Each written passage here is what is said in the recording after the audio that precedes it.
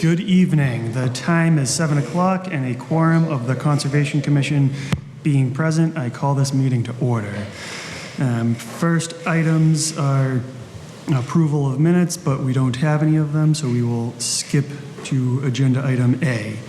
A request for extension of order of conditions, 3-year extension, James Andela, 155 East Street, Assessors Map 61, proposed lot 2B, DEP file number 3051067. Nobody is here for that, I believe. But it's just a request for extension of order of conditions. So anybody have any questions or comments on that? No questions. I have none. Awesome. Mr. Chairman, I'll make a motion to approve the request for extension of permit of order of conditions for James Andela, 155 East Street, Lot 2B, Assessors Map 61, proposed Lot 2B, for 3 years to expire November 6, 2024, right? That would be 3 years. Do I have a second? Second. All those in favor? Aye. Aye. Chair votes aye as well. All right, request for extension of order of conditions, 3-year extension, James Andela, 155 East Street, Assessors Map 61, proposed lot 2A, DEP file number 3051068. Same thing, 3-year extension. Any questions or comments, concerns? No questions. Can I have a motion to grant the request for extension of order of conditions, 3-year extension, James Andela, 155 East Street, Assessors Map 61, proposed lot 2A, DEP file number 3051068? To expire November 6, 2024? Yes. Okay. I'll make that motion, Mr. Chairman. Do I have a second? Second. All those in favor? Aye. Aye. Chair votes aye as well. All right. Request for certificate of compliance, Alan Budoin, 46 Sheridan Lane, Assessors Map 38, Lot 39, DEP file number 305575. Anybody here for that? Anybody? Any questions or concerns from the commission? So this was a order of conditions related to a historical subdivision, Sheridan Lane. I went out to do the site inspection. Everything looked good according to the site plans that were provided. There was a wetland replication area associated with the subdivision, but it wasn't adjacent to that property, so there was nothing for me to report. All right. So this would be a partial certificate of compliance, All right. if the commission votes that way. Mr. Chairman, I'll make that motion to approve the partial certificate of compliance for Alan Bodwin, 46 Sheridan Lane, Assessors Map 38, Lot 39. Do I have a second? Second. All those in favor? Aye. Chair votes aye as well. All right, this one is being continued. So request for certificate of compliance, John Megano, 371 Foster Road, Assessors Map 57, Lot 207, DEP file number 3051104. So can I have a motion to continue that to the next meeting? So moved. Can I have a second? Second. All those in favor? Aye. Chair votes aye as well. All right, this is a public hearing. Request for determination of applicability, Civil Design Consultants Incorporated, 1768 and 1788 Main Street, Assessors Map 85, Lot 5 and Lot 6, respectively, continued from October's meeting.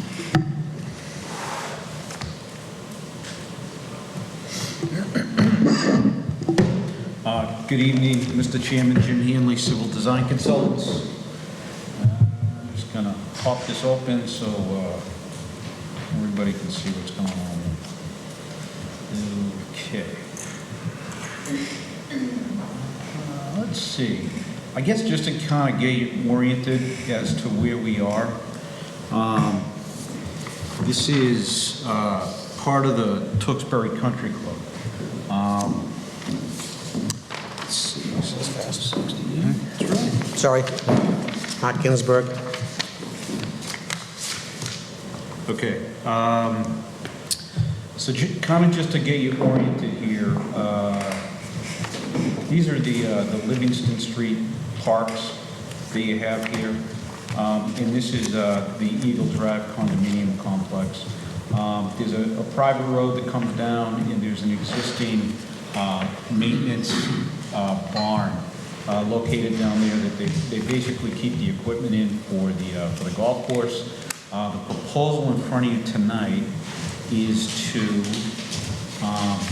essentially provide a 2,000 square foot freestanding building, which will be a residence, which is allowed in the commercial district there.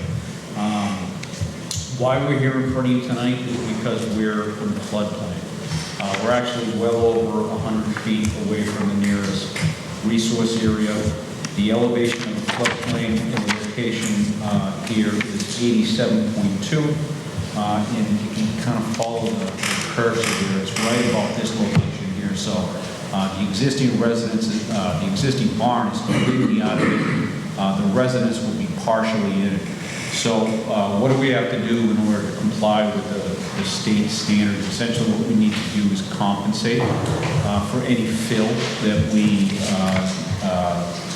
require to build the actual structure.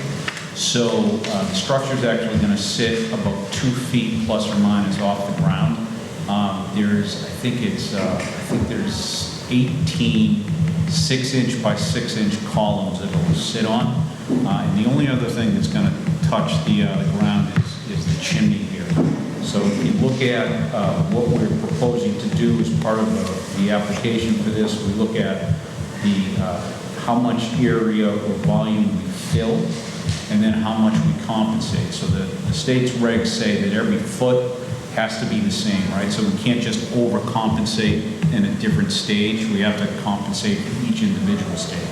So you can see we lay it out so that you see how much fill and how much storage we've created on half-foot increments.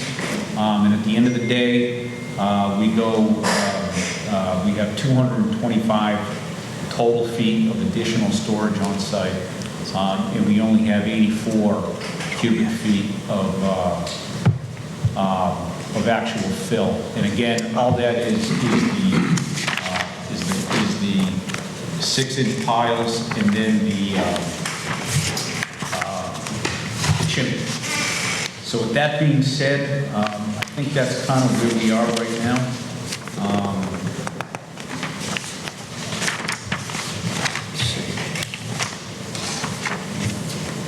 As of today, all technical items have been addressed by DPW. The only thing I mentioned is that we did make a minor modification earlier today where we pushed the building approximately 6 feet to the north, further away from the residence. That was a last minute thing that kind of came up yesterday. So we submitted that today. I don't know if DPW had an opportunity to review that, but very minor, and whatever we need to do to address their concerns, we will. And then I guess to conclude, we'll be in front of the planning board on Monday night, at which time we're hoping to get approved there as well. Okay, thank you.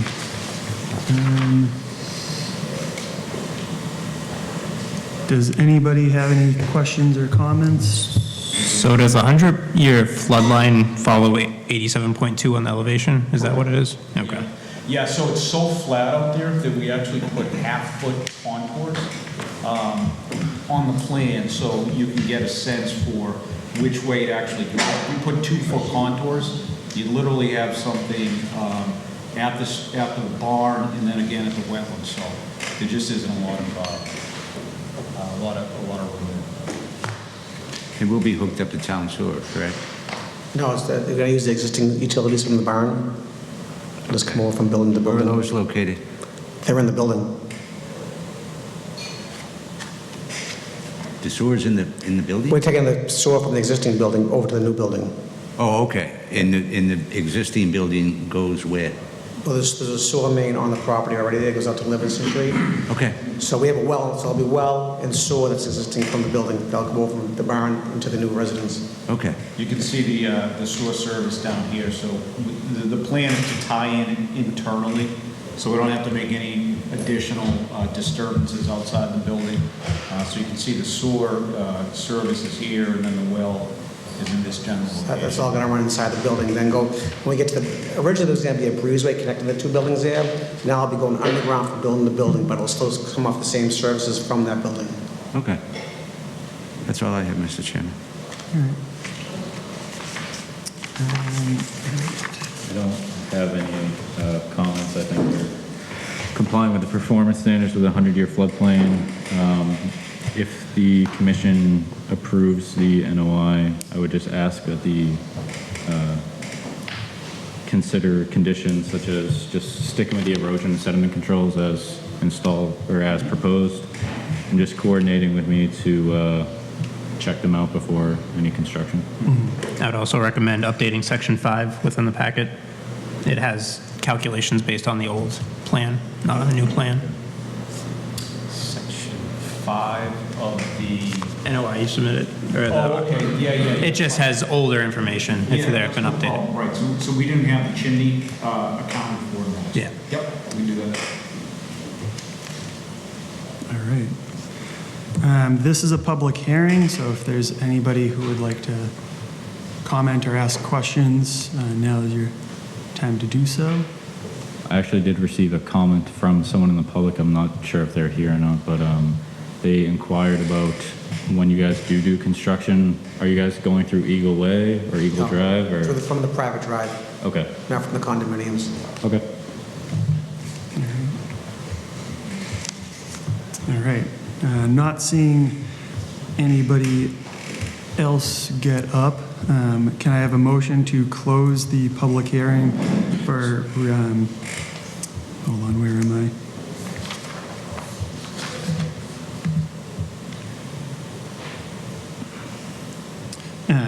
Close the public hearing for notice of intent, civil design consultants. Hold on. Item F. Item F, yeah, all right. I'm confused about which one I was looking at. Sorry about that. All right, can I have a motion to close the public hearing for Notice of Intent, Civil Design Consultants Incorporated, Tewksbury Country Club, Residences, Assessors Map 85, Lot 45, UB02, DP file number 3051142. So moved. Can I have a second? Second. All those in favor? Aye. Chair votes aye as well. All right. And now, can I have a motion to approve the notice of intent, Civil Design Consultants Incorporated, Tewksbury Country Club Residences, Assessors Map 85, Lot 45, UB02, DP file number 3051142. With the standard order of conditions and the addition to the ESCs are installed as per the site plan and the conservation inspects the ESCs prior to the commencement of construction, and the additional items that Mr. Walsh stated. Updating section 5 of the NOI. Section 5. Can I have a second? Second. All those in favor? Aye. Chair votes aye as well. Thank you very much. Did we miss one? That's what I'm confused about. I think I jumped the Yeah. line. I think you did jump your own line. Yeah. So it ends up being good. That's what, yeah. I'm glad I'm not losing my mind. All right. So we're going to go back to E. Okay. All right. So this is a public hearing, request for determination of applicability, Civil Design Consultants, 1768 and 1788 Main Street, Assessors Map 85, Lot 5 and Lot 6 respectively. Correct. Thank you. For the record, again, Jim Hanley with Civil Design Consultants, here for 1768 and 1788 Main Street on behalf of 1768 Main Street Realty Trust and Joe Paul. So We have a very small adjustment to an existing site plan. You may or may not know this specific lot in town here along Main Street has a long history of not having sufficient parking to satisfy the need for the tenants that are there, which causes a lot of problems for the customers as well as the actual renters that are in there. So what we are proposing to do is make some minor modifications to the geometry of the parking in order to create 20 additional spaces. Fortunately, and it never works out this well, the direct abutter to the east is also the same owner of 1768 Main Street. So what we've been able to do is reconfigure the traffic lane to the east of the existing building and make some other modifications around the entire site here to generate an additional 21 parking spaces. Wetlands are located in the northern corner here. These were reviewed previously under the original filing, and then Norris Environmental went out and reflagged, we relocated, and we offset these wetland lines. We did a preliminary IDR with the town, mostly to talk about the general configuration of the parking and talking about more technical issues. Joe was there. We talked about how we'd like to see it addressed from a conservation perspective. The consensus, I guess, was that an RDA would be sufficient because there's really no activities proposed within 100 feet other than restriping. In a few areas, we did put down a row of erosion control. In the large majority of the adjustments to the landscape islands and curbing will take place on the southeast and southern side of the building beyond the 100-foot. One key piece of information here, we do not have an increase in impervious surface, so we're not proposing any additional stormwater measures because we don't have that increase that we would need to offset. With that being said, take the All right, so I have three, I think, pretty simple questions. I don't see any snow storage on these. Are there existing plans for that, or? You know, the reality of it is that we do have room along the perimeter. We haven't called this out as snow storage because we have parking in front of it, and parking is at a premium on this lot. If you would like to see it, we can put together a maintenance plan, maybe as a condition of the approval, that would just talk about if snow is can't be fit in the areas available and outside, say, the 50-foot, then we would take it off-site, and that's something we'd be willing to do. And it's 21 additional parking spots? Yeah, it's 21 additional spaces is what I have. This isn't really the purview of the Conservation Commission, but I've seen a lot of people going in the wrong way of that. There's no additional traffic studies that had to be done, or did they, or anything like that? No, I think the reality is that we're not going to so much increase traffic as provide spaces for the cars that are already there, right? So you have cars come in, they park wherever they can find a spot, even if it's on abutting property, right? So the cars are always there. Yeah. This is just going to maybe satisfy that a little bit better. All right. Any other questions? You said 21, and I only count 14. Where are the other? Yeah, so they are, there's a handful in this location here. Then we striped a few back in the back here, and we reconfigured the front so that we had handicap access. These were kind of like odd size. It was a really odd size parking lot where it was too wide, so you ended up having like a 36-foot traffic lane, and then the spaces weren't necessarily 9 or 9.5 feet wide. They were kind of odd shaped, so I think it ends up being, right, so we had 14 there. We have 5 in this area here. And that's within the 100-foot, correct? It is, yeah, but it's already paved, so Okay. it's just a matter of Striping. striping that area. And then the others are along the right foot, west side of we're able to kind of reconfigure this area over here and get a couple of extra ones. And the one that says the 9.5 up the top, that's in the 50-foot, that's already paved? Correct, yeah, Okay, that's so already it's just paved. striping? Yes, but you see this hatched area here? This hatched area here is currently landscaping, okay? But it is gonna be paved, so we're pushing this side back maybe 3 or 4 feet here, and that is within the 50. But the site in general doesn't have any increase in pavement.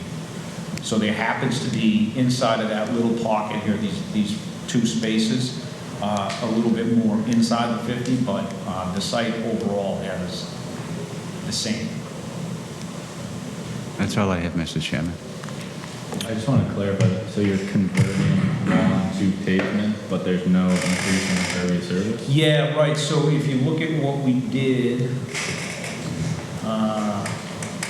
see this area here, I see. this is actually pavement now, and this was the odd width of the traffic lane that I mentioned.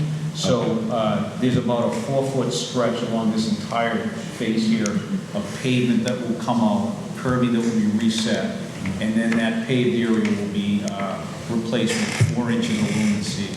Okay. So the area that you're increasing, you're just taking out the grass, you're not cutting down any trees? Correct, yeah. Okay, I'm just looking at the picture. Yep. All right, thank you. Are you going to be adding any silk sacks to the catch basins on the south side, right where you are? Because that all goes to the wetlands. I don't think, we do not have that shown on the plan, but that's certainly something we could add. Yep. And then are you burying that drain manhole as well? Am I, Burying the drain manhole that those catch basins connect to, where you show some work at that corner? which, On the southern, right there in the bottom corner? right Yeah, here? yeah, right to the right a little bit, yeah. Where you show that hatched, or the hatched area, there's a drain manhole in that area. It looks like you're burying it, but I can't tell by the grades on your map. I just can't see the, It's not shown on this map, the drain manhole, but it's in that area right there. oh, okay, there is one right here, yes. Yeah. So in order to, that's gonna be a landscape island, right? So that frame and cover will come up. Okay. The new grade. Yep. And that's one way that we took some pavement out that we didn't need to have. Okay. Yeah. Yeah, it just doesn't show that it's being Yep. adjusted in Yep. this map either, so.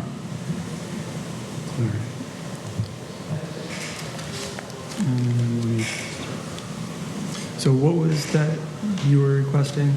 Silt sacks in the catch basins because they connect to the wetlands. All right. This is a public hearing, so if there's anybody from the public who would like to comment or have any questions. Not seeing anybody get up.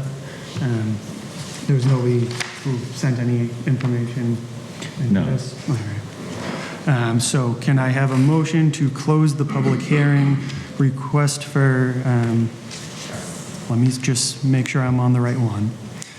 Close the public hearing for the request for determination of applicability, civil design consultants, 1768 and 1788 Main Street, Assessors Map 85, Lot 5 and Lot 6 respectively.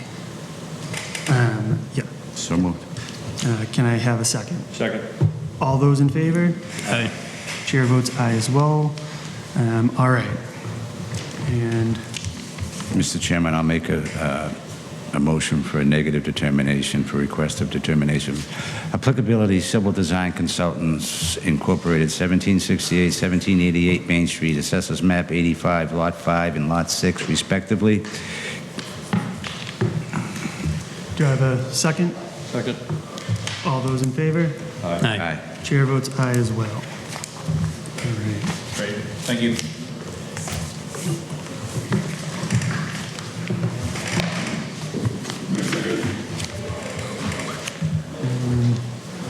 Okay, now to agenda item E, public hearing. Notice of intent, Michael and Kelly Mullaney, 183 Kendall Road, map 64, lot 102, DEP file number not yet assigned. Is there anybody here for that?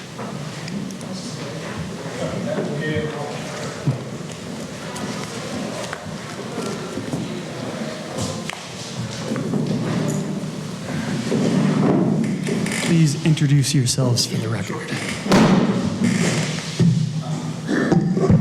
Good evening. Mike Novak from Patriot Engineering. With me tonight is the applicant owner, Mike Mullaney. I apologize. I ran out of my office and I forgot to grab my computer, so I don't have a display. I do have a paper copy. I can put that up in front of me while I talk.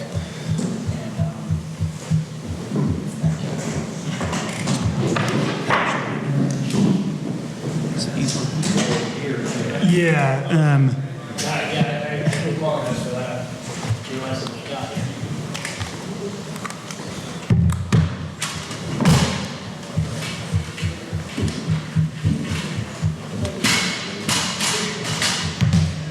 This is the one that's got the DEP number, right? No, they don't. Sit here so everyone can hear me. I'll point from here, and if there's anything you need me to point out, I'll.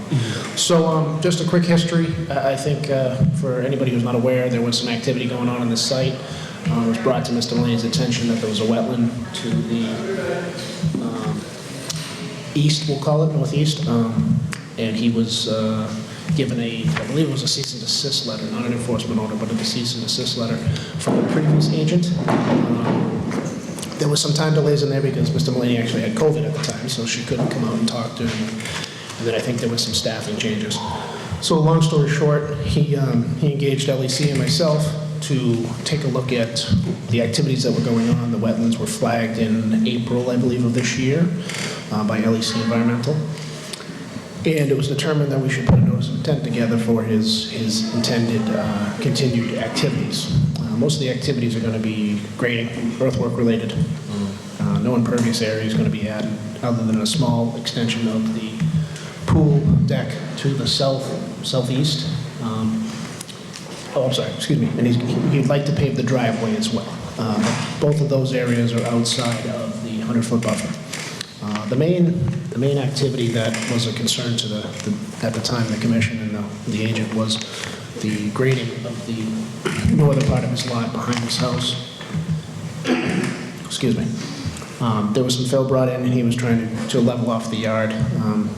The east part of that fill had a pretty significant slope. We did walk the property a couple times to take a look at it. Right now it's relatively stable, but it is rather steep. So one of the major components of this proposal is to pull that grading back, leave the toe of the slope where it is. There's been silt fence established as an interim. We'd like to reinforce that with some filter net behind that, and then keep that toe of slope, pull it back to about a 2-to-1 or so at minimum. And then heavily seed it with an erosion control mix and put a blanket over it that was probably intended to be there for a year or so to establish that seeding. And then put a row of plantings at the top of that slope, probably some low-lying hedges with a mulch bed or something, just to hold that top of slope as well. He also wanted to add a small retaining wall north of the pool area, again to just, instead of having a steep slope there as well, just to tie into his walkway.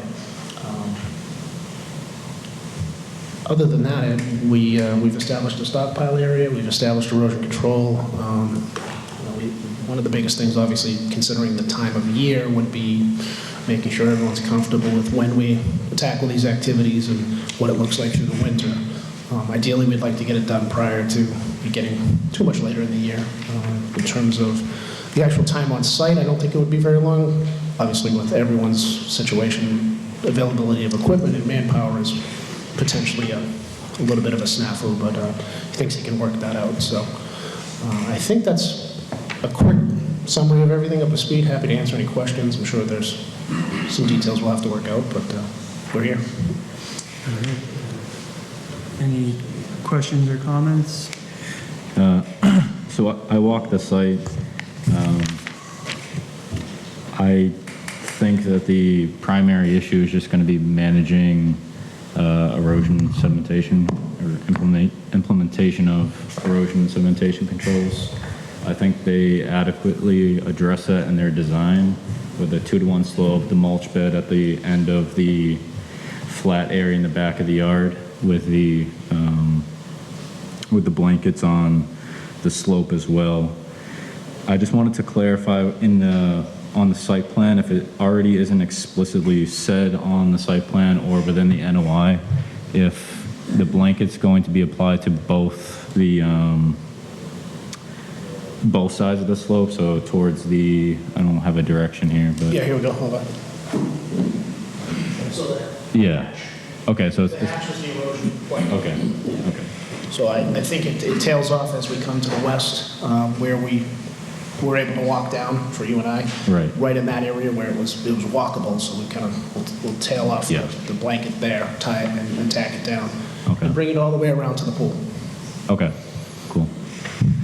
Otherwise, I would just note that I believe the retaining wall, the proposed upgrades to the pool and the driveway are out of Conservation Commission jurisdictional areas. So those were my findings. Any other questions or comments? I have no questions. No questions. All right. So this is a public hearing. Is there anybody who would like to speak or ask any questions? Can you move the Yep. thing? If you can just go up to the stand and introduce yourself for the record. Thank you, Steve Fox, Tricia Murphy. We're in a butter at the bottom of the hill, 61 Lancaster. Again, knowing this is the Conservation Commission, but we have no idea what the work actually was or was being done until we saw everything that was being filed, so we appreciate that. I just want to make sure, my concern as a homeowner at the bottom, we have a pool, we have property that goes right to the bottom of that hill. I have no idea what the protection is for anything that's at the top of that coming down. I know your focus is on that wetland that's right against the property. So I think that's what we were just looking at, is what were the protections being taken to ensure all of that work that's being done isn't going to slide down that hill. Can you? Yeah. So as we've mentioned, we're proposing to regrade that to a shallower slope, ideally, so that will be more stable. And then as a permanent measure, it'll be seeded, overly seeded with a wetland mix that is really not going to probably be maintained, maybe just a weed whack once a year just so it doesn't get out of control. It may even be left alone until it becomes a nuisance. Excuse me. But then to establish that seeding, we're proposing an erosion control blanket, which is a fiber type of blanket that will go down and stabilize the slope. It'll be tacked into the slope itself, so it can't move, it can't slide. And that will stay there for probably at least a year and eventually kind of biodegrade. But that will establish and allow the seed to establish and grow into that slope without it being washed away over every rainstorm. And I'm sure we could be open to, a condition of a year review maybe with the agent, and if it needs to be seeded again, spot seeded, or maybe even if it's not doing what we think it should be doing, look at other measures, additional plantings, that kind of thing. We felt with the slope being pulled back, we wouldn't need any plantings beyond the mix, but I think we're open to, making sure this doesn't go anywhere, because this is going to hold up his yard, so he doesn't want it to go anywhere either. So there's a vested interest of it not sliding, but I understand the concern, and I think we've done what we need to do to address it, unless there's something that happens down the road. Does that answer your question? Yeah, like I said, it's hard to, we're at the bottom, so we don't see what's happening at the top, and we obviously assume, the property owners want to ensure the stability of the land that they're working on, so we just had no idea to read the plan. Again, I'm not an expert in what it is that you're doing, so I just want to make sure that I don't have to do anything to look at this a year out, 2 years out, 3 years out, to make sure that after this is built out, it looks fine, that we don't have a problem, especially for resale or anything like that. Yeah, so it's, to put it in the most simple of terms, it used to be very steep, and now it's going to be less steep, but with a lot of erosion controls to prevent anything from sliding down. Yes, yeah, I think the easy. And it'll be just- monitored and Yeah, stuff. So. just to help that a little bit in depiction too, picture the top of the slope coming away from your property, the abutter's property, kind of pulled back so it won't look as steep. And then there'll be a blanket there until it's all green, and ideally if there isn't any green spots, we make it green. So eventually they'll be looking at a mounted green wall, not dirt. And I would hope that that would look better, A, and B, be much more stable once that mix is established. Is there, To the point of if the commission were to approve the notice of intent, even though it hasn't been assigned a DEP file number yet, I would just, to Patriot Engineering's point, I think it would be wise to include a condition to evaluate the slope a year from now, and then if it hasn't been established, we make corrective actions. In addition to conditions that normally go into approved notice of intent, including the establishment of the erosion and sedimentation controls prior to construction, or at least a silt fence in the compost filter tube. In addition to the conservation agent doing the inspection prior to any construction. all right. Any other questions or comments from the commission? Is this household that's hooked up to town sewer and town utilities? Are you on the council? Yep. Yes. Okay. Yes. It goes to a holding tank that was an old septic and then gets pushed through a grinder pump into the town sewer. Okay. So it does go into the town sewer service? Yes. Okay. Yep. All right.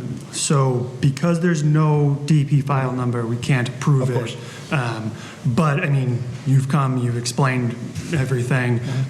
When you do get a DEP file number, I'm assuming that it will be a very quick, come to the next one and, Yes. we'll most Yeah. likely approve it. We understand that your hands are tied without the DEP number. You have to make sure that those come through with no comments, so. Appreciate you. We fully understand that, and you're not the only commission that's running into that problem.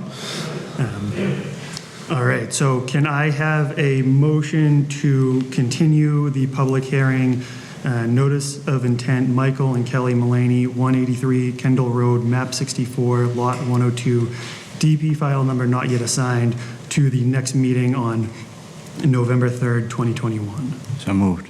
Can I have a second? Second. All those in favor? Aye. Thank Chair you. votes aye as well. Thank you for coming.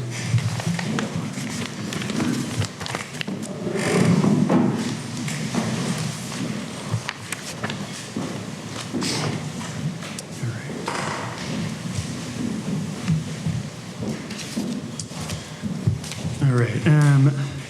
Next item on the agenda is H, public hearing, notice of intent, James Sullivan on behalf of Janice Harmon, 25 Ronceville Road, map 109, lot 53, DEP file number not yet assigned. So this will be very similar to the last one. We cannot approve it. Will you introduce yourselves? Thank you, Mr. Chairman. Dick Chuko from Woodland Design. And I'm James Sullivan. I checked the website at 4:30 this afternoon. Yeah, I just checked No, it no, too. no number. I appreciate Joe reaching out to the circuit rider to hopefully try to get a number. This is a fairly benign project. But anyways, Mr. Chairman, board members, the property is at 25 Roundsville Road. The property is map 109, lot 53. What we have here is a full acre lot that has bordering vegetated wetland in the northeast corner of the lot with its associated depression. What we're proposing to do is to construct a new single-family home on the lot. The lot will be serviced by municipal sewer and water, and what we're showing on the plan is the extension of the utilities into the site. Basically, we've got the house situated in an area where it's exactly 100 feet from the 100-foot buffer zone. However, we will be doing grading in the rear of the property, and there's quite a few large pine trees in there that we think that it's best that they come down for the safety of the home, as they are quite large, and some of them are very spindly. So that we'll be having all our grading so that the sheet flow of the drainage goes from the road back across a new lawn area before it eventually makes its way into the wetland area. We don't anticipate clearing much beyond where we're showing the erosion control line on the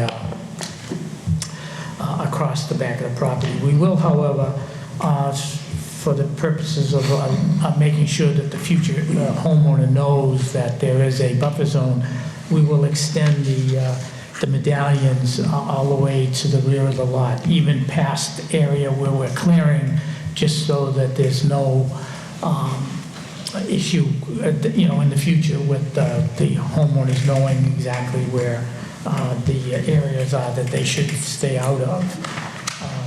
So with that, we would follow the typical protocol where if we're successful in getting an order of conditions, that we would contact the agent when the erosion control devices are in place, make sure that he's satisfied with the placement of the erosion control devices before we move forward with the major clearing and construction of the lot. So to try to answer any questions you might have, and so that if there's anything that comes up, we can address it before the November 3rd meeting. I just want to say, I appreciate you putting it right at the edge instead of going right in the middle. My only question is, the proposed driveway seems to extend into the road from this map. How far is it gonna go? It seems like the road line, it extends about 5 feet.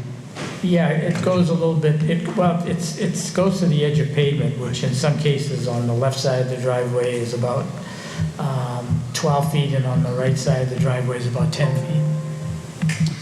Yeah, so we have to be careful in there. There's a very large extent of underground telephone cables, which didn't think anybody had hardline telephones anymore, but I guess they do. So, but in any event, we'll be still sheet flowing from our driveway going back towards the area. We think we've got over 120 feet of lawn area, so the driveway, anything that's sheet flowing off the driveway will have plenty of opportunity to settle out before it gets to the, and that's just to the, before it gets anywhere near the 25-foot no disturb zone. All right. Anybody else have any questions or concerns? I have no questions. No questions. Not as of now. I have a comment. So obviously, because the DEP file number has not been assigned, the commission may choose to continue the public hearing to the next Conservation Commission meeting. If the notice of intent were to be improved, as Mr. Cuco pointed on, I would just want to inspect the erosion controls prior to construction, and I'm not sure if the erosion controls were actually specified in the NOI or on the plan, but just to have them be consisting of a straw wattle and silt fence. But other than that, I don't have any other comments. I did communicate with Norse to get the DEP file, or the DEP data forms for the delineation, so I would like to see those prior to it actually being approved. Yeah, I didn't specify. I figured that you would put into the order. Sometimes it's just a straw wattle. Sometimes you want the straw wattles and backed up by the silt fence. So whatever you put into the order, is acceptable to us. All right. This is a public hearing. Is there anybody who would like to ask a question or make a comment? Not seeing anybody, stand up. Can I have a motion to continue this public hearing and notice of intent? James Sullivan on behalf of Janice Harmon, 25 Roseville Road, map 109, lot 53, DEP file number not yet assigned, to continue it to the next meeting on November 3rd, 2021. So moved. Can I have a second? Second. All those in favor? Aye. Chair votes aye as well. Of course, we're going to get the number tomorrow on. Yeah, I know. Appreciate you coming, though.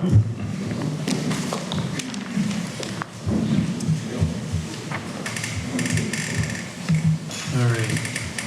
Agenda item I, public hearing, notice of intent, Vanessa Hangen, Brusselin Incorporated, VHB, on behalf of the Town of Tewksbury, Department of Public Works, Bayberry Lane, Assessors Map 71, DB file number is 3051143. Did I get that DB file number correct? Yeah, you received the file. Just introduce yourselves for the record, please. I'm Eric Olson with VHB. And I'm Olivia Richards with VHP. I'm the structural engineer, and Eric is our wetland scientist. Mr. Chair, members of the board, I'm Kevin Hodgman, I'm the town engineer. It's good to see you all in person. Yeah. I feel like it's been forever since I've been in front of you. So I just want to start out, thank you for having us in here tonight. We're here to talk about Bayberry Lane. It's an old culvert, metal culvert in town. The subdivision was approved in about 1991. It was constructed somewhere between 92 and 93. So it's about 40 years old, and it's rusted out. There's 4 36-inch culverts under Bayberry Lane, down about 12 feet with a 12-foot plus concrete head wall on either side of the street. So because the culvert's been rusting out, it's collapsed. 2 of the barrels are collapsed, and it's causing the water to go into the pipes and then take the road base gravel and wash that out, so the road is actually settling. We experienced this a few years ago. We made some repairs to it. We've been pursuing grants to get some funding to make these fixes. We applied 3 times for a DER culvert replacement grant, but we were unsuccessful. And we applied twice for a Mass DOT grants for a small bridge replacement. And most recently in 2020, we received $100,000 from Mass DOT to design this replacement, which we're presenting tonight. We engaged VHB back in January of 2021 under that grant. We started the design effort. In August, we went out and did a site visit. The road looked like it was in decent condition. You know, it's settling a little. We got some heavy rains in September. The day before Labor Day, we were doing a normal inspection on culverts, and we realized that the road was collapsing.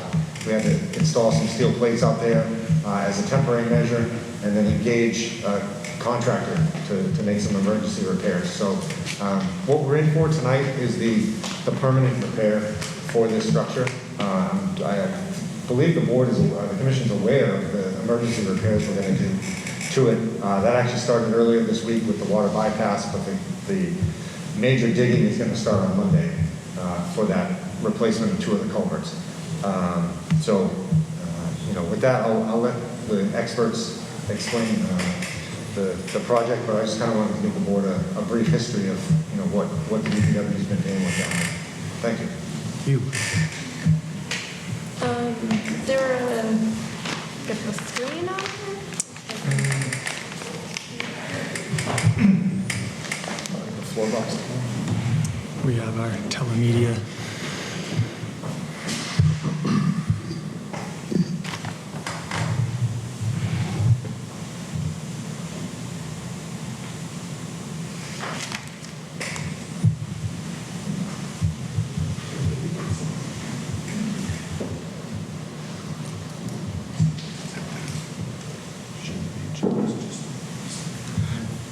Joe, you had said you did receive a DEP file number, correct? Yeah. Okay, great. Well, I saw that it was on its website at least. Yeah. Yeah, we did receive that.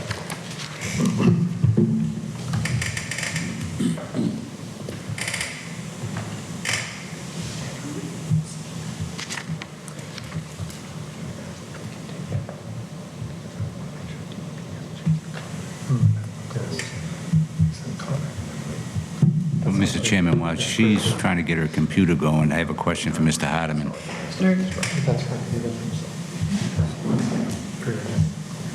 Mr. Hardeman? Mr. Hardeman, I have a question for you. Yes, sir. Is this a public danger as of right now? No, we've mitigated the hazard out there. We've got steel plates on the road. So right now it's stable. But Mass DOT and our engineering staff, we've deemed it a critical piece of infrastructure that needs to be addressed, which is why we've applied to DCAM, who handles procurement for municipal assets. We've applied for a waiver and received a waiver so that we don't have to go on bid on this emergency repair.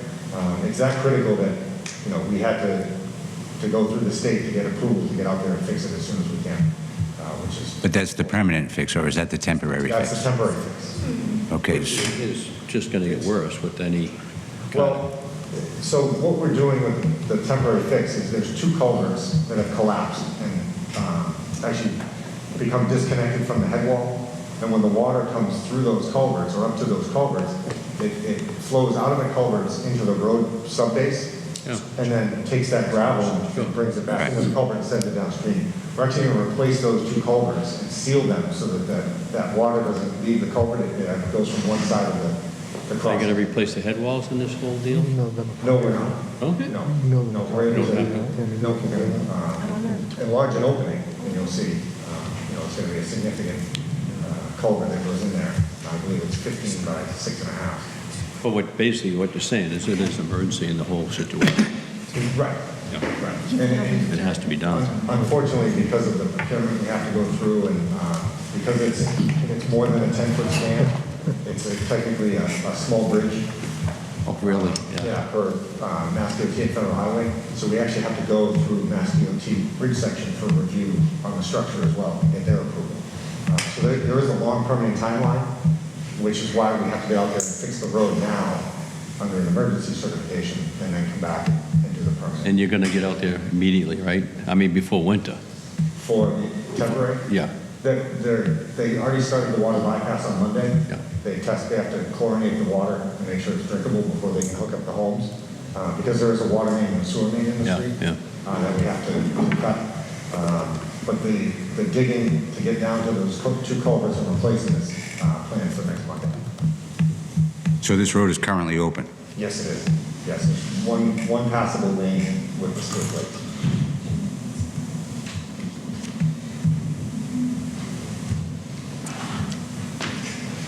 Joe, could you pull up the, I think we sent you the PowerPoint. I think he's just trying to restart the system.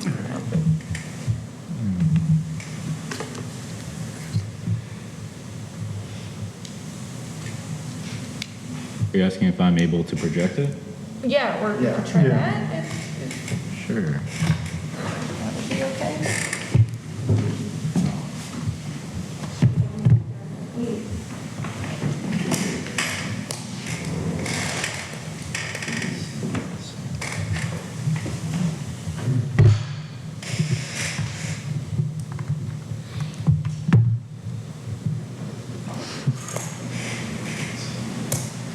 An awful lot going on in town. HDMI port on that? I don't think it's...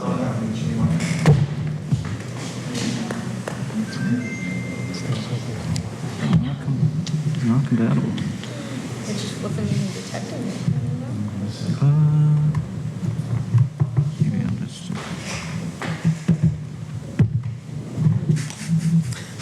No, it's not. That's not it. No, they confuse it with HDMI.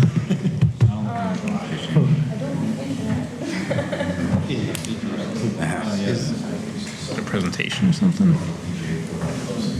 No, definitely not. Yeah, I think it's just. the Mr. Chairman, presentation. I've seen enough. He has it, or do you? I don't have, it wasn't in the I mean, packet. we can. I have the NOI and everything, but I've seen enough pictures, I understand. Yeah, Yeah, Yeah, if you have the plan sets in front of you, then we can work with that. Yeah.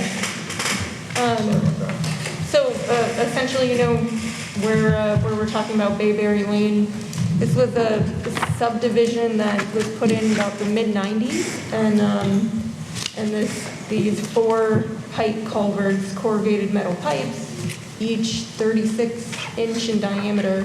As Kevin mentioned, 2 of them have collapsed, 2 of them are partially collapsed. So we are looking at a pretty rough situation here, and we just would like to replace it with an adequate culvert that would be able to, adequately convey the flow. You might have visual. That's true.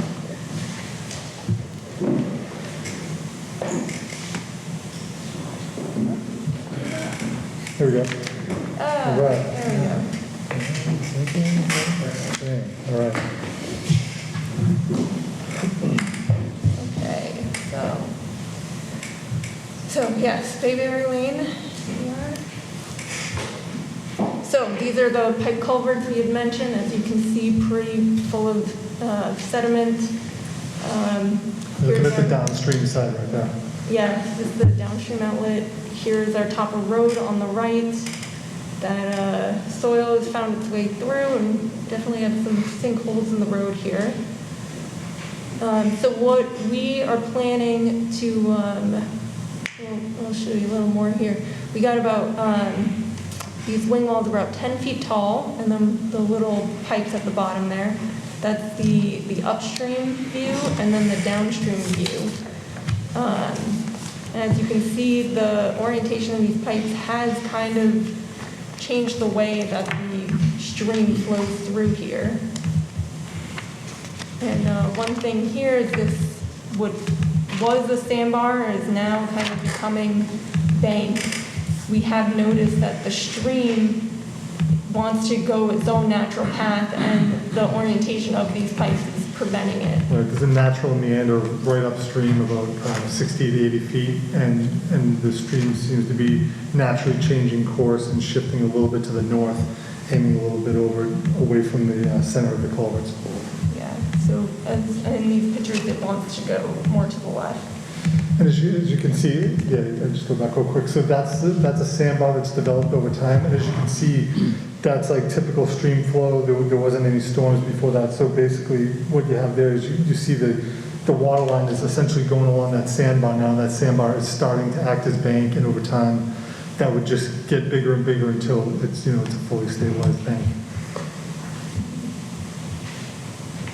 And then here our downstream side, you can see a bit of an island has formed, and again, the pipes kind of influencing the stream bed, preventing it from wanting to go its natural course here. And then here is our plan view showing here. So looking at the stream, this is kind of the meander that Eric was just describing. The pink areas being that these pipes have kind of made this spread for the water to flow in, also probably not conveying adequate flow, so a bit of a backup. And so what we want to do is just put in this new box culvert, 15-foot wide opening, in that alignment that kind of follows the natural stream path. So in that picture, the pink is inside the existing bank, but the blue line kind of shows what the stream is trying to do. And on the top of the photo there, on the upstream side, or sorry, the top of the picture, basically that's where that sandbar is. And so we're aligning the upstream bank, like creating new bank to go down and align with where the new culvert will be installed. And there'll be more graphics on that later on how we're going to do that. So this is the structure we're proposing. It would be a 15-foot wide opening that is 1.2 times our bankful width is about 14.5 feet, and we're rounding up to 15. We're able to create bank with going through the structure, fill it with a natural stream bed material, and then just convey through under our road here. As you can see, pretty tall wing walls up above, essentially putting back what is there with just a little sidewalk for safety, and then just marrying into those existing wing walls. So most of our work will be done up above at the top of the wing walls at the roadway elevation, and then the work just tying into the stream in that alignment that it wants to flow. So because of this alignment, it does give us an advantage of coming up with a smaller impact temporary water diversion. Because our structure is going in a little bit to the north to meet the natural stream path, and the two pipes that are mostly open that can convey flow are to the south, our plan for temporary water diversion is to have the work zone a little bit north and use the existing two pipes to convey flow while they install the culvert. So kind of worked out that these things don't typically align like this, so trying to take advantage of that so we don't need to then bypass pump or anything that would be more of an impact, but we do call for the contractor to have bypass pump and everything on site in case there's any kind of added flow that they need to account for. And then in the work zone, we call for them to have a sedimentation basin at the low point, and then to pump out and into a swale with crushed stone and let that flow back into the downstream area. So this is our overall impact area. All right, so yeah, so essentially, we are impacting the resource areas upstream and downstream. Much of the reason why we need to do this is, one, to dig out and install the new structure, because it is a four-sided structure. Yep. Yeah. So four-sided structure requires it to go a little bit deeper, and so we need some workspace to both sides to get down there and dig it out. So you can see impacts to the wetlands along the, essentially it is the west side is above and the east side is below. So there's impacts to the wetlands on both sides, as well as impacts to land underwater, water in the riverfront as well, also within the 100-year flood zone, and within the 25-foot no disturb zone, and a little bit within the 50-foot no build zone. So if you want to go to the next slide, so this kind of shows what we're doing with the brook. Essentially, this is going to be an overall improvement of the brook, because right now the brook just kind of hits a wall with 4 culverts in it, and it doesn't really flow naturally. So what this will allow us to do is we're installing new land underwater and new bank within the existing culvert, and that's going to give us a total net increase of bank on site, and it'll allow the stream to flow naturally. And as you can see up on the top left, you see that's land underwater. There's a couple of areas here where we're converting land underwater to BVW, and that's because the alignment of the natural sandbank is kind of making that happen already. So we're going to be installing new bank along the pink line along the left, and the pink hatching is going to be converted to BVW. And the same is on the bottom left.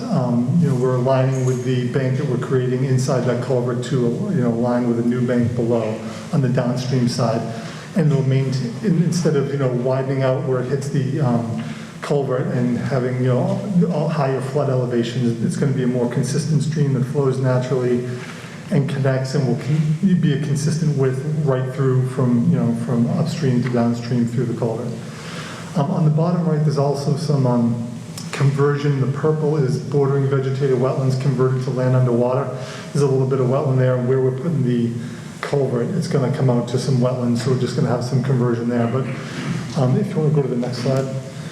Overall, if you want to look at Table 2, the summary of resource area conversions. Let's see, I broke it up into the 3 areas where we are creating conversions, and what you'll see is overall, there is a net increase across the site for bank and BVW. The BVW, because we are converting a good amount of land underwater to BVW, and the bank, because we're installing, I believe it's about 80 or 81 feet of new bank underneath the, in the culvert itself. There is a slight decrease overall in land underwater on the site, and that's just because the way that the stream meandered and is starting to turn that land underwater to BVW. That conversion is just making it so some of that land underwater is going to BVW. So there's a slight decrease, but we are adding, I forget the exact amount of land underwater under the culvert itself. So I think overall this is an improvement to the stream. We did, that's on the next slide, but I'll just say it now. No, it's all right. So basically we did have 2 pre-application meetings with the DEP, and we talked to Pam Merrill at the DEP, who is the one reviewing this project, and we'll await her comments. But we went over this in 2 meetings with her, and she's very happy with this plan. She's on board with the plan, and she thinks it's a great idea. We've run all this by her, and I think we'll hopefully have a smooth ride through DEP with that. Okay, so the mitigation measures that we'll employ on site, your typical erosion and sediment control program, non-structural practices, temporary stabilization, temporary seeding and permanent seeding after the construction is complete, pavement sweeping and dust control. During construction, prior to construction, we'll be installing erosion control barriers as shown on the plans. We'll have catch basin inlet protection. I believe there's a couple of catch basins up there on the road, and dewatering filters as needed. We have a restoration plan that I'm sure you've seen in the NOI for restoring the BVW that is impacted, and as well as the land underwater, and establishing the new BVW that's being converted from land underwater. So restoration of temporary impacts to BVW and establishing the new BVW will do a mix of a wetland seed mix that will be spreading after construction. We'll have a planting plan, which is on another slide coming up. There we go. And we'll also be stockpiling. I might have actually forgot to put this in the NOI narrative, but we will stockpile hydric soil on site and reuse that, and so the seed bank within that will help as well. This proposed planting plan for the restoration is based on all based on species that are on site. So we have speckled alder, silky dogwood, highbush blueberry, and common winterberry are all down there. And this is very similar to a plan that we used on the Pinnacle Street Meadowbrook project. So I kind of used that as a template for this one as well. So if you want to go back up to the previous slide. So there will be restoration of land underwater within the work area. So you might be able to speak to this a little bit later, but we will be using natural stream bed material, a mix of rocks and stream bed material that's excavated on site, and we'll be mixing that back in and merging it seamlessly with the existing stream upstream and downstream. And we are proposing a monitoring program, annual monitoring once a year for 2 years during the growing season. Next slide. Actually, probably one after this. So as far as regulatory compliance, as I mentioned, we conducted 2 pre-filing meetings with Mass DEP. We're requesting that this be approved as a limited project for the replacement of an existing stream crossing. And as such, will adhere to the conditions of the limited project, and which basically requires us to demonstrate that the impacts of the crossing have been avoided where possible, and when not possible, they're minimized, and mitigation measures are provided, which I think we have done. This does fully comply with the Wetland Protection Act regulations, like even despite it being a limited project, it does fully comply with the Wetland Protection Act regulations for bank, BVW, and land underwater, and bordering land subject to flooding, and the 100-year buffer zone. In respect to riverfront area, It does comply to the greatest extent practicable, but there is a small increase in impervious surface on the site of 1,165 square feet just due to a sidewalk being installed by the town for safety reasons. And the project is in compliance with the Mass Stormwater Standards to the greatest extent practicable. Is that the last slide? Yeah. So with that, let's know if you have any questions. I think my only question is, you mentioned that the stream naturally moved over, causing some issues. Is there anything preventing that from happening again, or are you worried about that continuing on? It's hard to say whether the stream is doing that, naturally, or if it's a result of the culvert head wall being there and kind of stopping the water. I think it's maybe a little bit of both, but I don't imagine it's going to continue to do that to any great extent. We'll be carving a smooth path for it, and we'll have, with this new culvert, it'll have natural flow, not as many backups during times of heavy rain, heavy storm flow. So I don't expect that would be the case. All right. Any other questions? I have one. What about beavers? They historically have plugged this up. Which Any is prevention measures? part of the cause of the problem. Any prevention measures to mitigate that? Well, I think the sheer size of this makes it very challenging. It's going to be 15. They're beavers. I'm telling you. It's going to be 15 feet wide as opposed to 4 3-foot culverts. Much more difficult for them to block up.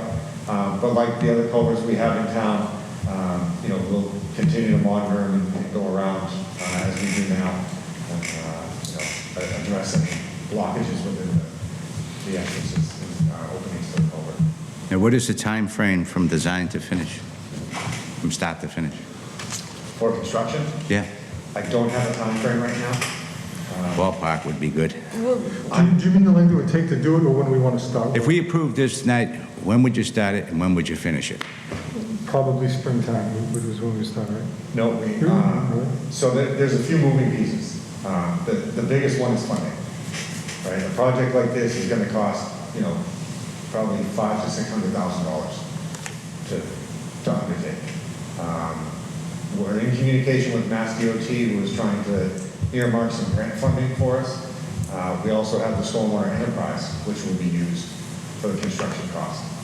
But again, until we have that funding in place, we're not going to be able to go out to bid and get a contractor lined up. If we utilize the capital funding from the Stormwater Enterprise for this project, construction wouldn't be able to start until after July 1st of next year.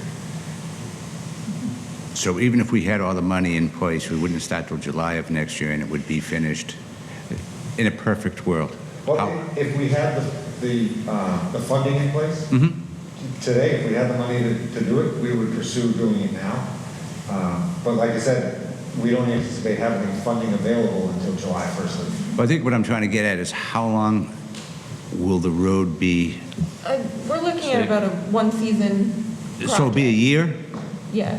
to take to complete, so the road would be, all right, that's because I'm sure residents want to know, I use this street every day, and is it going to be 5 years? Is it going to be two? Look at Route 38. They started that project a year and a half ago, and they're still not digging until April.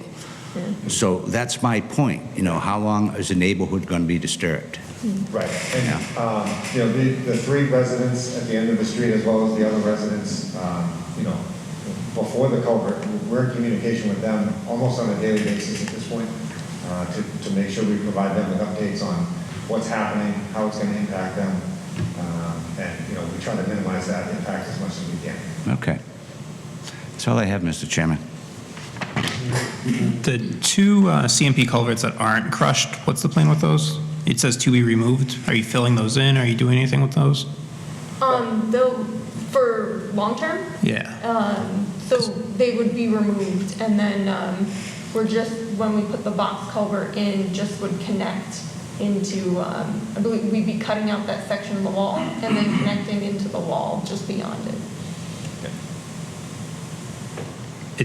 I mean, I'm just looking at the last sheet in the plan set. It doesn't show those two culverts in that box culvert that you're building. The two existing 36 inches in that box culvert. So those culverts will be removed and those holes in that wall will be sealed. So you have like flowable fill or anything? And are you worried about sinking after the fact, keeping two holes? Oh, no, it won't be full fill, it'll be, because when you look at that head wall, it extends down below the culvert. Yeah. So it's basically just a cored hole, and we're gonna be filling that in. You know, we'll dowel that and put cement in there. Okay. And then just for my knowledge, why is the culvert, the new box culvert, filled halfway with sediment after you build it? Why isn't that raised higher at all? I'm just curious. So the stream crossing standards prefer a natural bottom to the stream because animals are more likely to travel through a stream, you know, through a culvert if they are familiar with the bottom of it as opposed to having a natural stream bed and then a concrete bottom and then a natural stream bed. So halfway up is the standard or third way up? Just looking at the graphic is common? Typically a 2-foot embedment, and then the height is based on the hydraulic calculations needed for that stream. All right. My question was, are you guys still waiting comments from DEP? What's that, I'm saying? Are you guys still waiting comments from DEP? Yes, and Yeah, so we've run into situations in the past where we've come to the commission and, you know, for a culvert replacement project, we've been approved, closed the hearing, get an order of conditions, and then DEP wants to weigh in so they appeal the decision.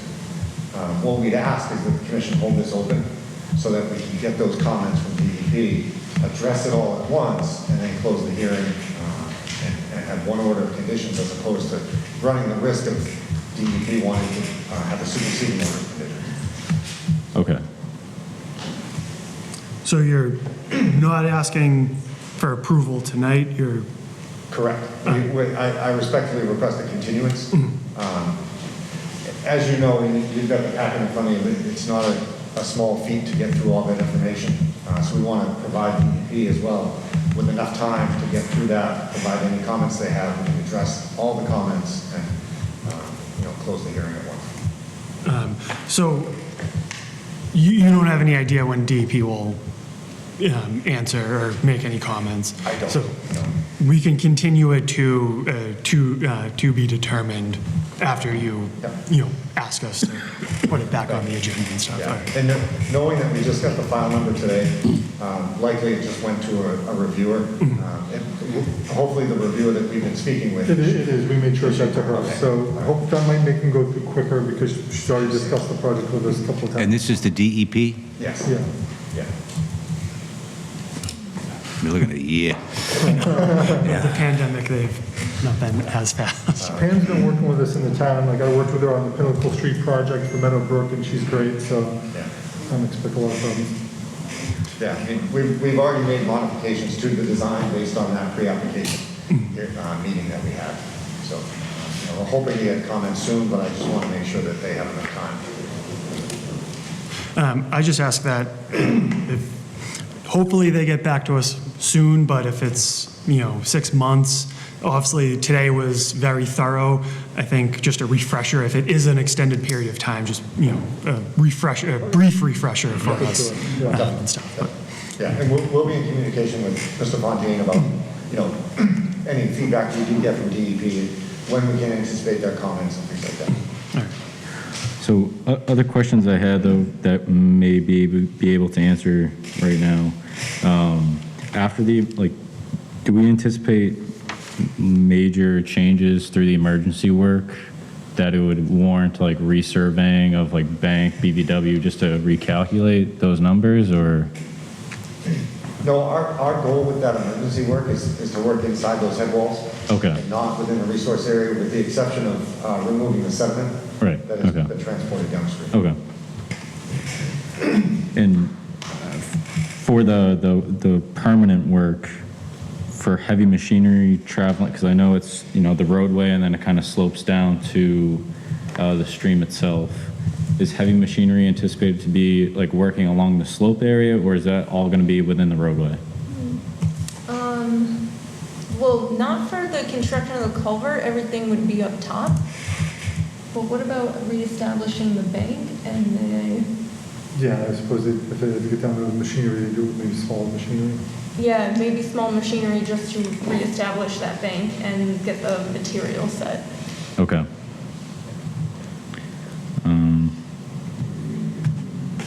Yeah, other than that, I was also on the call with Mass DEP, and they generally like the project, and it's, in compliance with the WPA to the extent practicable with the stream crossing standards, et cetera.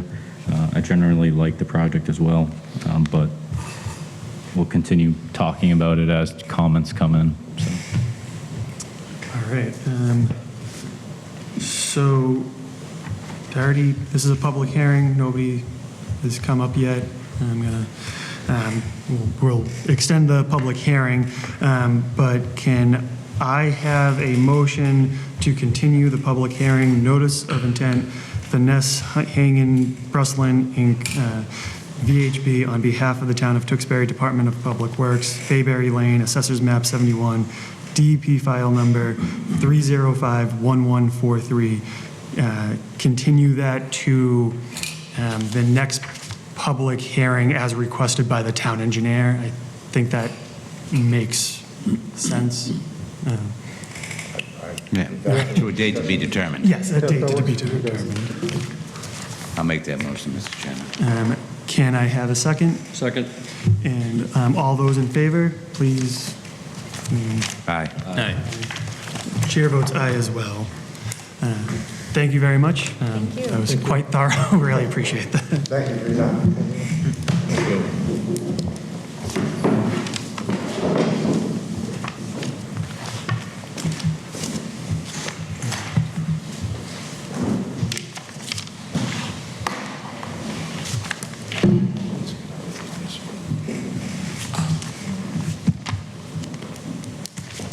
All right, next item on the agenda is J, public hearing, abbreviated notice of resource area delineation. Civil Design Consultants, Inc., Vale Street and Tadmuck Circle, Assessors Map 112, lots 23, 87 to 94, and this was continued from the last meeting, DP file number 3051141. May you introduce yourself for the record? My name is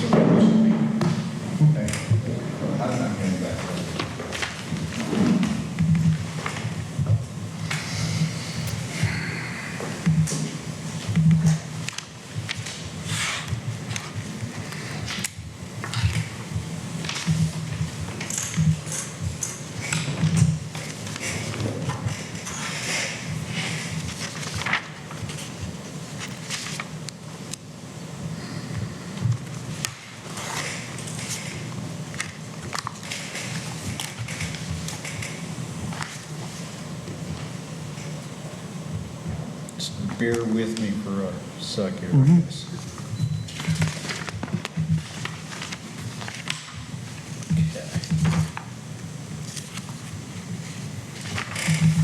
Okay, so I'm on, but I don't see that being on.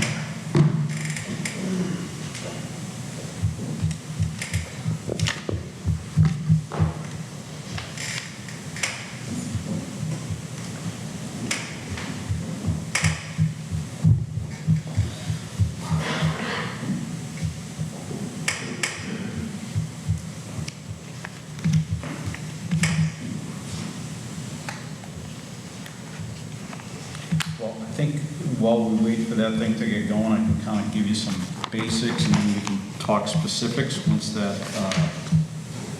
gets going. So, Jim Hanley, Civil Design Consultants, again, I'm here on behalf of CA Investment Trust, and that's Ivan Cormier.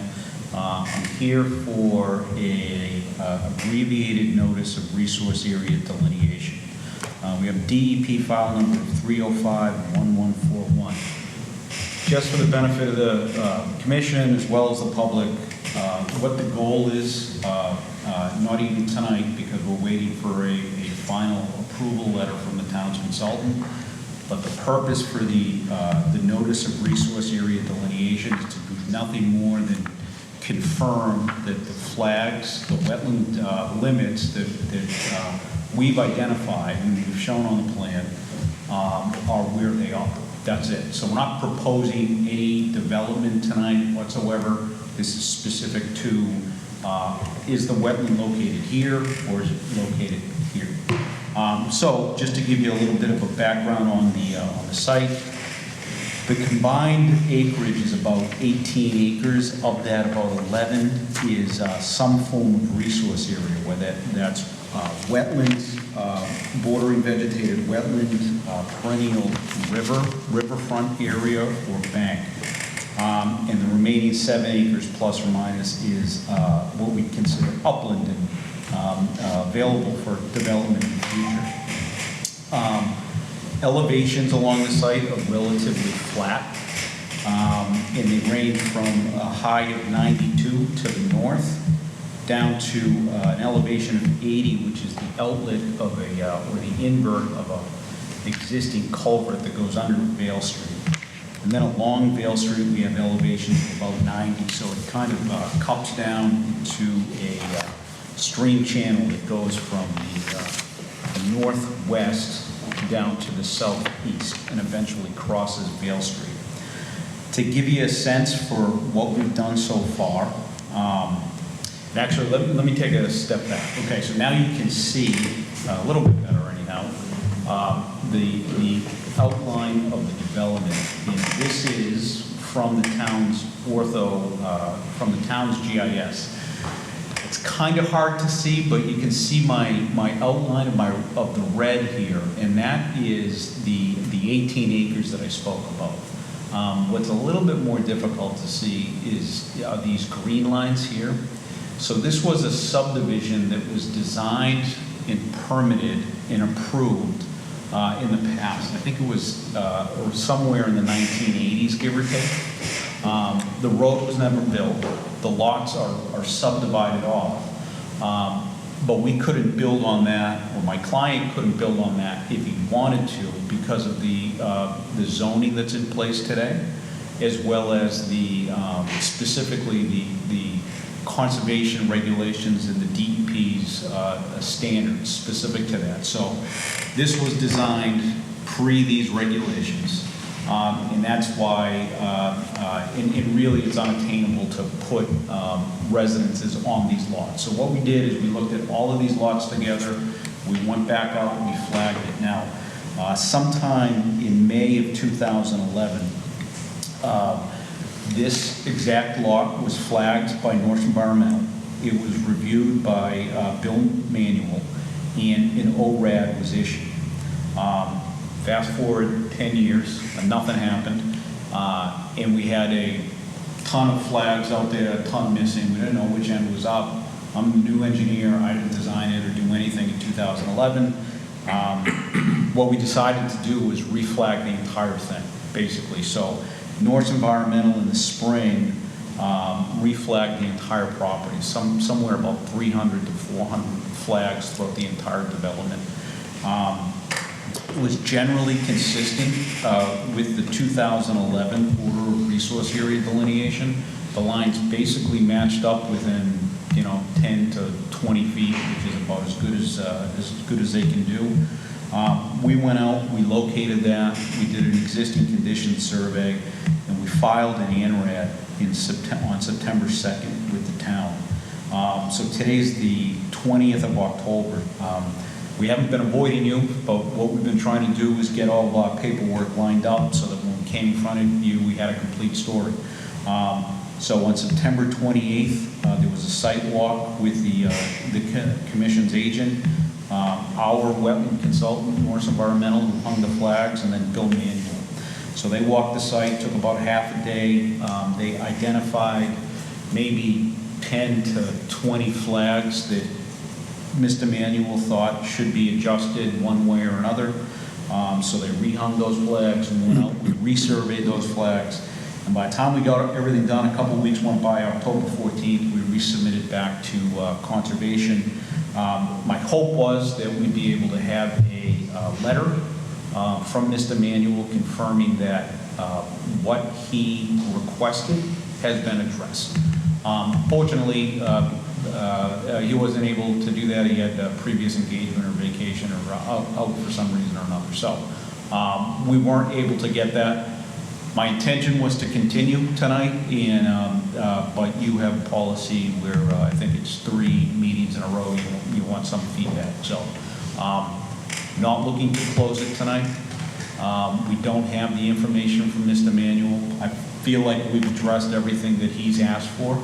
And again, this is specifically to look at that hatched line or that hatched area that's out there and confirm that that line is consistent with how you flag a wetland. So that delineation is correct. And that's the effort that we're going through here tonight. So with that being said, I'll try to answer any questions you might have. Any questions from the commission? No, I think we have to wait for Mr. Manuel's evaluation and make sure that the wetland flags that he disagreed with your engineer on paper of, you might say 10 feet, but was it 20 at 10 feet or 10 at 20 feet? Sure. Yeah. And so we can kind of overlay that on what your plan was and what his determination is. And just for the record, we didn't dispute any of those. I mean, I'm not a wetlands person, but from what I understand, one reasonable person could say it's here and somebody could, so we didn't dispute anything that he requested. So. The original ANRAD from 10 years ago, there were a few minor disputes, but it was where flags were placed, or which flags connected to which, I believe. Yeah. That was the extent of the... Yeah, and I think so. And I think when you do flags over 18 acres and you have several hundred flags, it's not.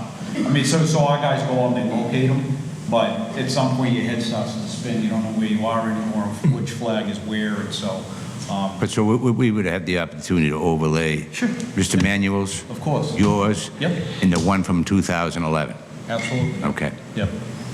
That way we can have some idea what were the changes, you know? Yeah, to be discussed, I think, once we have the report from Mr. Manuel, is to further discuss intermittent streams on the site, perennial streams, the potential vernal pool that might be there. But that is, I would imagine, to be discussed at the next Conservation Commission meeting. And I just want to say the original intent of the rule we put in place was because during the height of the pandemic, when we weren't coming into town hall, a lot of people were continuing, but for this one, we appreciate you all coming because I know that there's been people coming and, then they find out only when they get here that it's been continued. And so we wanted to get something down so we could have, start the discussion for everybody involved. So I appreciate you coming. I appreciate everybody else being patient about this process. All right, so any more questions from the commission? This is a public hearing, so if there's anybody from the public who would like to say, if you can just go up to the stand and introduce yourself.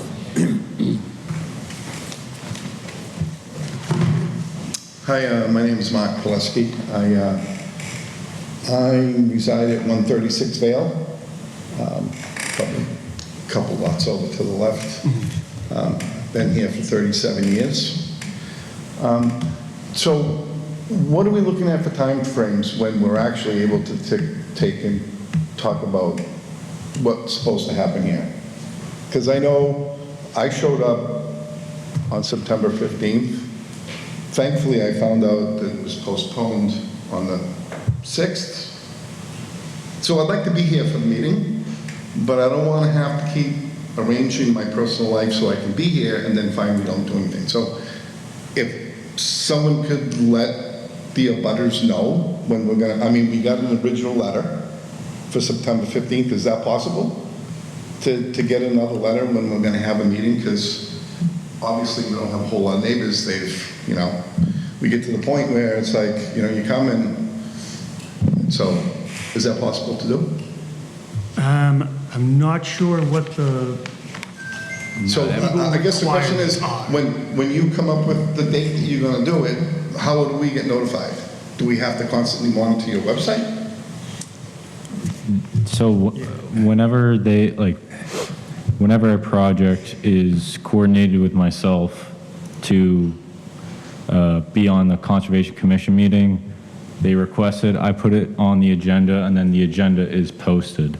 It's up to the applicant, though, to the extent of, we don't have any control over the circumstances that occurred tonight where we don't have the Understand that it's out of their report. control and there's things that have to happen, and we don't have a problem with that. Just, Yeah, we also yeah. And take so, time out of our lives to be here because we're concerned about what's going on in our backyards. so to your point about a butter notification, I think it would be coordinating with myself. I don't think it would, because I'm not aware of where you guys all live and all that, so I'm glad to give you my cell phone number, sure. and email address. If you could email me when it's scheduled, but I'll let my neighbors know.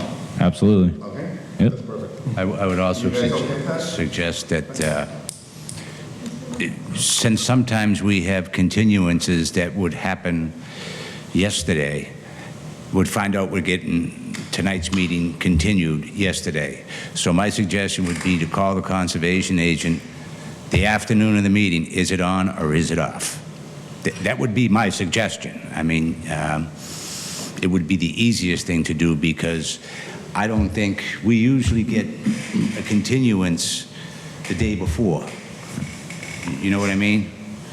So if you call the conservation at noontime today, he should have told you, yes, we are hearing this item tonight. So, I guess the question is, so at this point in time, you're going to continue it to 2 weeks from now? Yes, until the November 3rd meeting. All right, if you don't mind, sir, if I can do my phone. Yeah. Just, you know what, I'd like to, we all want to know what's going on. Yeah, yeah. Again, I'm not trying to be, No, it's a frustrating process for all involved, and we do appreciate, like, and we're trying to accommodate the whole process yeah. as well. Without that. Can we put it in the front? I'd second that. Yeah, I know. I don't know I don't think there's a reason why you can't, but I don't want to make any promises. How am I going to ask you all those questions and have answers for? I don't know. I recognize the voice. I don't want to reschedule the meeting. But yeah, I can, if you stick around afterwards, I'll get your email. Glad to. Yep. All right. Any other questions or comments from the public? Just please introduce yourself for the record. So I'm Michael Taylor. I'm also one of the abutters, also long-term. The subdivision was done in the late 60s, early 70s. And since that time, there has been a parade of people who look at that land and start salivating at 17 acres and trying to do things like, if I build a house on stilts, I can put it over here.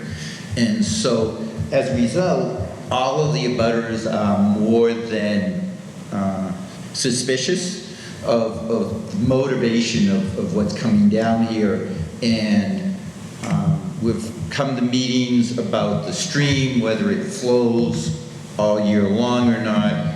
And clearly over the last 20 years, as what used to be the TVA was built into a landscaping, and then they added in, and then they added the paints, that stream's flow has increased dramatically over the past 40 years and now is continuously moving throughout that and continues to widen.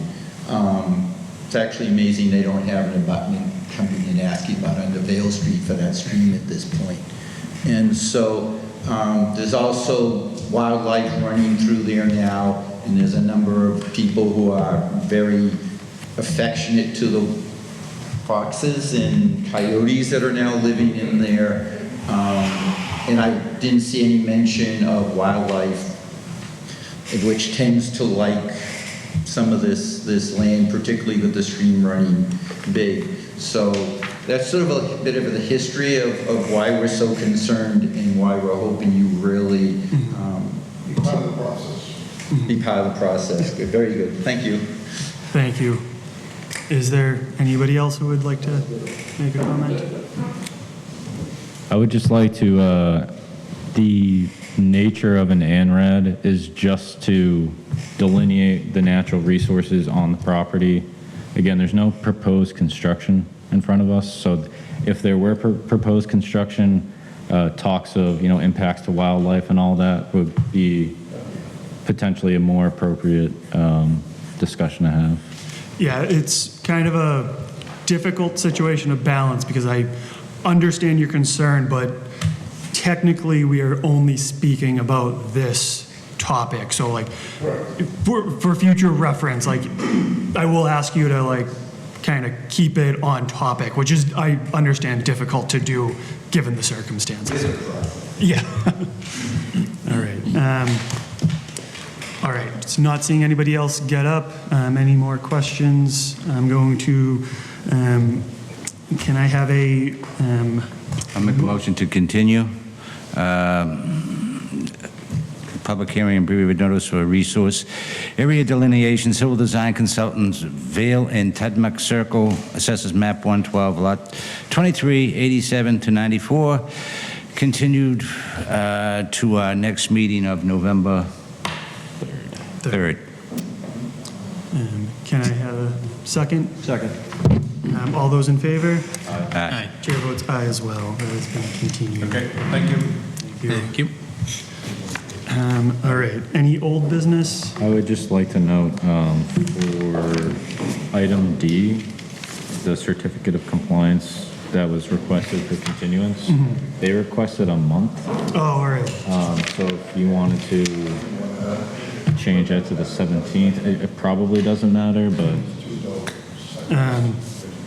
that's closer to a month, I believe. Well, why don't we I guess just keep that's it as it is, and in the next meeting, we'll just continue it again. All right. That's Yeah. fair. Okay. So no old business. None for me. New business, real quick, the November 17th meeting will be in that other room. What's that other room? It's just the law library down that hall. Okay. Will be pretty easy to find. Everyone get in the booth. We're done. And then, do you want to approve the meeting notice, the agenda for the next year? Why don't we wait till Mr. McMullen has a chance to review it, then we can all do it at the same time. I don't think it's fair for him for us to say, well, Yeah. maybe it's his birthday, I don't know. Yeah. Do you guys mind leaving your packets? Because there's a bunch of things that are going to get continued to the next meeting, so it'd just be easier for me to just... I'll put my name, but this stuff here is the junk Be pile. with you in Okay. 1 minute. I just have to close this meeting. So just one more thing for new business. I think I brought up when Stefania was around. When they're obviously flagging a lot of new wetland areas. Is there any way we update our GIS? Because we use People GIS with this, and obviously this ANRAD brings up the issue again to make sure that the delineations are correct. So all these projects, is it somehow making it to People GIS to update our GIS website? It's currently not. Stefania's the new GIS person, so I could ask her to do that. I did think about this last time. I'm not sure if that would... it would help in some circumstances, but usually we would want a delineator to do it again anyways for another proposed project, just to see if anything changed. So then why have any wetlands delineated, period, in GIS? Kinda. I don't see... If you never want to update them. Yeah. What's the point of having them, period? Because the DEP wetlands give you a general idea of where they could be based on just general soil characteristics. Yeah. And that's kind of the starting point. It obviously would be helpful, but I'm not sure about the, the effort versus the payoff. But I can bring it up to Stefania and see if she thinks it's like, I don't know how easy it is to do in GIS, I would imagine. If there's a layer there, it should be very easy. Already created that we can edit. All right. Good. Can I have a motion to adjourn? So moved. All those in favor? Aye. Aye. Chair votes aye as well. Meeting is over. All right.